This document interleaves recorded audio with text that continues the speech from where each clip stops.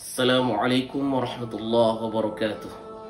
Alhamdulillah wassalatu wassalamu ala Rasulillah la nabi ba'da. Kaum muslimin yang dimuliakan Allah Subhanahu wa taala. Lisan adalah salah satu karunia yang besar yang Allah Subhanahu wa taala anugerahkan kepada seorang hamba. Nikmat ini bisa mendatangkan kebaikan yang bermuara kepada surganya Allah Subhanahu wa taala atau membawa keburukan yang akan menjerumuskan seseorang tersebut ke dalam api neraka.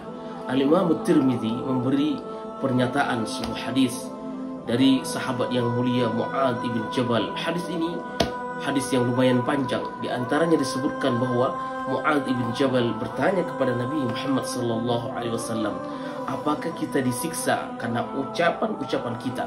Nabi SAW menjawabnya, saqilatka ummuk ya Mu'adz, hal yakubbun nas ala wujuhihim finnar illa hasaidu alsinatihim. Wahai Mu'adz, celaka kamu, bukankah manusia itu tersungkur mukanya ke dalam api neraka karena buah dari lisannya? Rasulullah SAW menegaskan juga dalam hadis yang lain, kata Nabi, man kana yu'minu billahi wal yawmil akhir falyakul khairan aw liyasmut. Barang siapa beriman kepada Allah, kepada hari akhir, hendaklah ia berkata baik atau dia diam. Kaum muslimin jemaah sekalian rahimakumullah, beliau sallallahu alaihi wasallam sering mengajak istri dan para sahabatnya bercanda, bersenda gurau atau mengambil hati serta membuat hati ini riang gembira. Namun candaan beliau tidak berlebihan, tetap ada batasannya. Bila tertawa, beliau tidak melampaui batasnya, tetapi hanya tersenyum.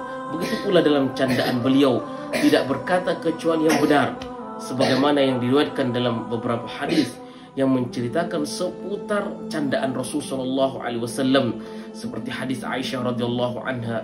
Kata beliau, aku belum pernah melihat Rasulullah SAW tertawa terbahak-bahak hingga kelihatan amandelnya, namun beliau hanya tersenyum saja.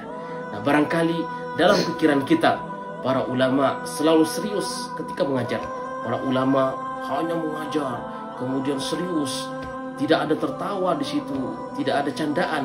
Namun tidak demikian, karena kadang mengisi pelajaran, mereka mengisi pelajaran dengan candaan, dengan gurauan, guyonan. Di antara tujuannya supaya para pendengar tidak terlalu tegang, tidak ngantuk.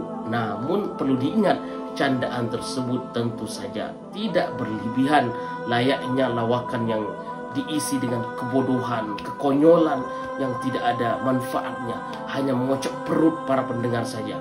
Syekh, misalkan contohnya Syekh Ibnu Utsaimin rahimahullah, ditanya salah satu bab fikih ini, apa yang mesti dilakukan setelah seseorang ini berdoa? Ketika kita berdoa, selesai berdoa, apa yang kita lakukan? Jawab beliau sambil bercanda, yang jelasnya kata beliau, ya turunkan tangan.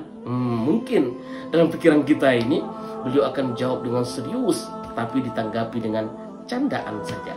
Yang kedua, kaum muslimin, perlu kita ingat juga ketika kita melontarkan hinaan, bulian kepada orang yang kita anggap biasa-biasa saja, yang tidak memiliki jabatan di kalangan manusia, dianggap biasa di kalangan manusia, pandangan kita ini menganggap orang ini biasa. Namun dengan mudahnya kita melontarkan candaan, bulian, hinaan kepada orang tersebut. Perlu kalian ingat semua, perlu kita ingat ini pelajaran bagi kita semua terhadap kejadian sekarang ini yang sedang viral. Perlu menjadi pelajaran bagi kita bahwa kata Nabi SAW dalam hadis Bukhari dan Muslim, wattaqi da'watal mazlum fa innahu laisa bainaha wa bainallahi hijab. Artinya, takutlah dan waspadalah terhadap doa yang terzolimi.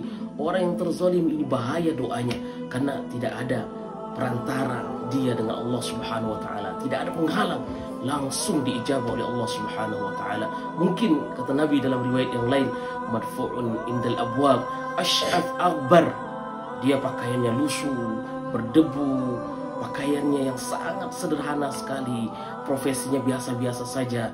Kalau dia berbicara tidak didengar, kalau dia bertamu di rumah orang, banyak orang yang tidak suka, menolaknya untuk bertamu. Kalau dia mendatangi seorang wanita untuk menikahinya, melamarnya, dia akan ditolak. Madfu'un indal abwab law aqsama 'ala Allah la abarrah.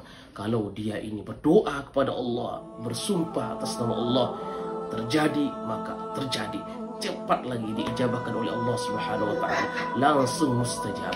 Kaum muslimin rahimakumullah, mudah-mudahan menjadi pembelajaran bagi kita semua terhadap kejadian yang viral seorang ustaz, seorang dai yang kita ketahui bersama bagaimana dia melontarkan hinaan kepada seorang penjual es, dan tersebut Allah angkat derajatnya orang tersebut dan hinakan seorang ustaz ini.